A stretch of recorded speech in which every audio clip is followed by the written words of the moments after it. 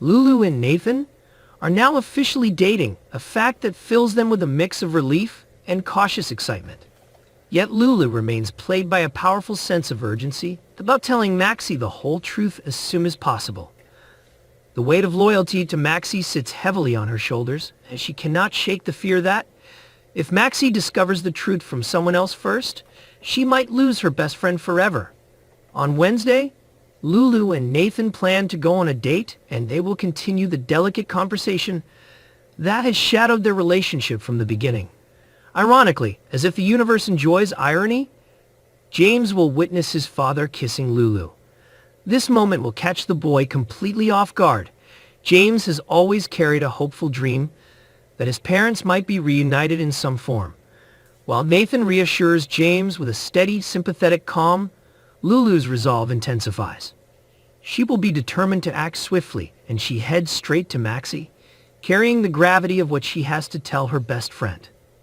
At the hospital, Britt sits in her quiet office as she lets tears drift down her cheeks in private.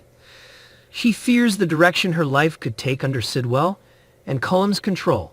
The fear gnaws at her, a persistent whisper that her autonomy could slip away, leaving her with a life scripted by others rather than written by herself. Even though Lucas and Jason have promised to find a way to save her, Britt's faith wavers. Her worries extend beyond her own fate. She trembles at the thought that Jason and Lucas might be risking their lives in their pursuit of Sidwell's lair. A glimmer of hope appears when Liz unexpectedly walks into Britt's room and finds the doctor crying.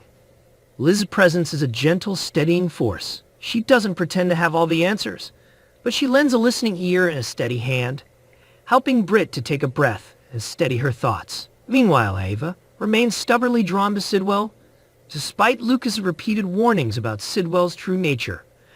Ava clings to the belief that Sidwell's power and influence bring not only substantial financial resources but also a glimmer of hope. The hope is that she might win custody of her child from Sonny, a dream that has consumed much of her imagination and energy.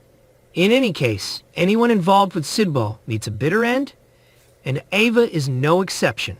In another strand of this narrative, after studying Faison's book with meticulous care, Joss becomes convinced beyond a reasonable doubt that Faison is still alive. With this new conviction, Joss asserts that Anna is not suffering from any mental illness. She intends to call Jason and pass along the information she has gathered, hoping that he can come to France to rescue Anna.